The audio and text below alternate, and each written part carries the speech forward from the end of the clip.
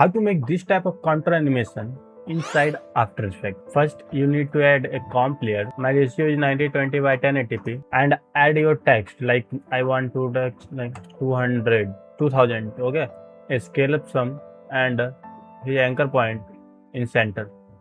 Add a effect called name is slider control. Okay, and go to text layer and source text and drag and drop to slider. Now you can see my slider will be 0. Click the keyframe button and drag someone and increase your number. But you can see the some glitch. How to fix this? Just click on the slider button and press Alt. Now can you see the expression unlock?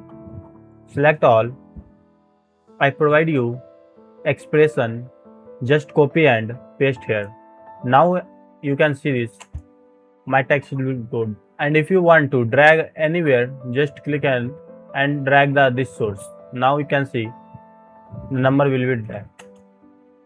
If you want to some add motion, click on this motion tab and add this. Now you can see this blurriness.